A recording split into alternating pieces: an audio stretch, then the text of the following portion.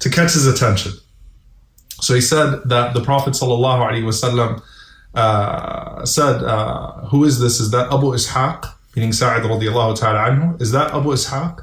So Sa'id radiallahu anhu said, Na'am ya Rasulullah. He said, yes, O Messenger of Allah. Then he said, I said to the Prophet ﷺ that the reason why I followed you is because you were about to share with us the first supplication and you were talking about the amazing reward of this supplication.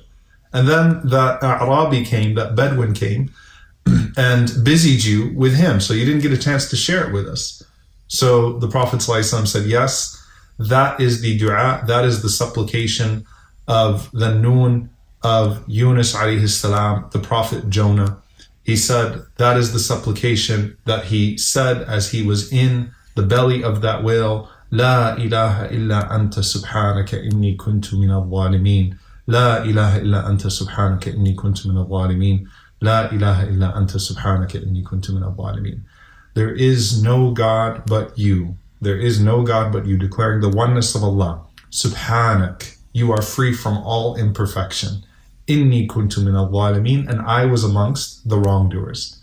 Again, La ilaha illa ant, there is no God but you. Subhanak, how perfect are you, free from all imperfections, and how imperfect am I. Inni kuntu min al-zalimin. I was from the wrongdoers. When he said that, the Prophet ﷺ said, and this is the most important part of the hadith after the dua, he said ﷺ, لم يدعو بها مسلم ربه في شيء قط. No Muslim will call upon his Lord with that prayer at all. Qat. Okay, so there's no exception to this. So if someone starts thinking, well, I'm not Yunus alayhi salam, I'm not worthy of my dua being answered, I'm not. The Prophet ﷺ said, no believer will call upon Allah with that prayer except that Allah subhanahu wa ta'ala is illa istajaba lahu, except that Allah will answer his prayers. No Muslim will call upon Allah with that prayer except that Allah will answer his prayers. Think about that for a moment. Now, we've talked about the different ways that Allah answers your prayers, but no Muslim will ever add into their prayer or call upon Allah with La ilaha illa anta subhanaka inni kuntu min al-zalimin except that Allah will remove all of their distress and answer their prayers. Now, let's talk about this for a moment, inshallah ta'ala, because it's a very profound thing that the Prophet ﷺ is giving to us. Number one, again, don't sit there and think, well, perhaps I'm not worthy. All right. The Prophet ﷺ said no Muslim will call upon Allah with that prayer. Also remember that when Allah tells us the story of Jonah, the story of Yunus alayhi salam, Allah says, وَكَذَلِكَ نُنْجِ الْمُؤْمِنِينَ. And just like that, we also rescue the believers. So just like we rescue Yunus alayhi salam, we rescued the Prophet Jonah. كَذَلِكَ نُنْجِ الْمُؤْمِنِينَ. That's how we rescue the believers as well. With their words, with that expression, with that sincerity. Yunus alayhi salam represents a person in the lowest of low, calling upon Allah, acknowledging His majesty and His glory with absolutely no imperfection.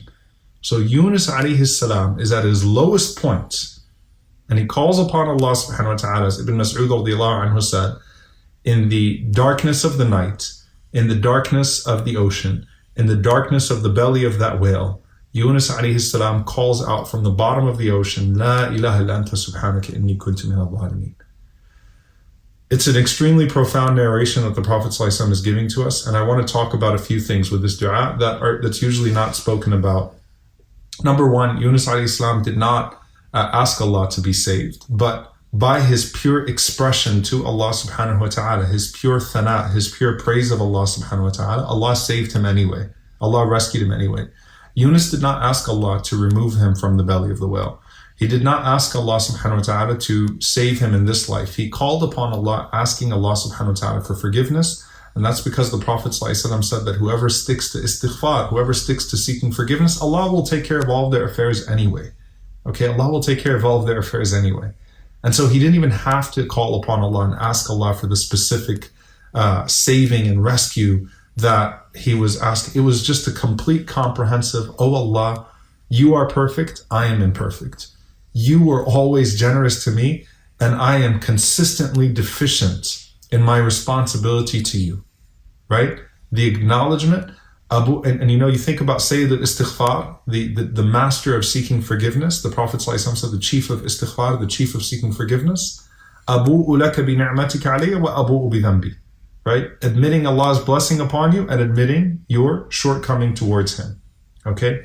لا إله إلا أنت سبحانك إني كنت من الظالمين. So no one is excluded from this, because كذلك ننجي المؤمنين وَلَمْ يَدْعُوا Muslim, and no Muslim, no believer, no mu'min, no one calls upon Allah subhanahu wa ta'ala, period, with this dua, except that their dua is answered. How Allah answers it, that's a different story, right? But there is nothing that you could call upon Allah subhanahu wa ta'ala more pure and more beautiful than with this dua. And the Prophet ﷺ said, he did not say, let this be your only dua. Add it to your dua. Let it be frequent on your tongue. And at the same time, add it to your dua. And the Prophet ﷺ mentioned to us to keep our tongues moist with La ilaha illallah and all of the variants of La ilaha illallah. So La ilaha illallah wahdahu la sharika la lahu al-mulku wa lahu al-hamdu wa huwa ala kulli shay'in qadir. La ilaha illa anta subhanaka inni kuntu min al-zalimin. You start from the place of La ilaha illallah and then you go to the next part. And this is the dua of the one who is in pain. This is the dua of the one who is in the lowest of low. This is the dua of the one who is anxious. And no one makes this dua sincerely except that Allah subhanahu wa ta'ala would answer it and remove that which they're calling upon Allah subhanahu wa ta'ala for. Now I want to add something else to this, which is very powerful. If you look at how Allah responded to Yunus alayhi salam, Allah subhanahu wa ta'ala rescued Yunus alayhi salam in more ways than one, and Allah subhanahu wa ta'ala gave Yunus even what he had not expected when he made that dua. Because Allah's answer is always better than your expectation. All right. In the case of Yunus alayhi salam, he was just asking for forgiveness. Allah forgave him. Allah elevated him. Allah saved him. Allah returned him to his people, and his people who caused him to flee were now coming towards him and had now come to him as believers.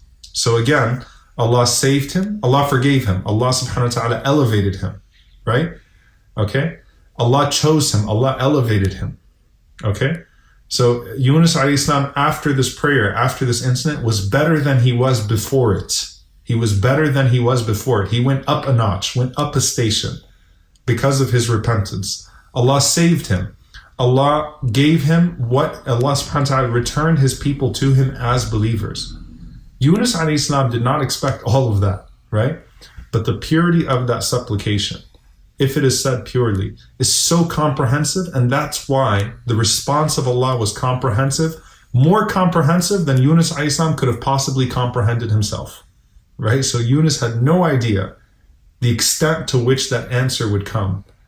And that's how we should be as well in terms of trusting Allah subhanahu wa ta'ala. Worry about the sincerity of your supplication, not the wisdom of the one that you're supplicating to.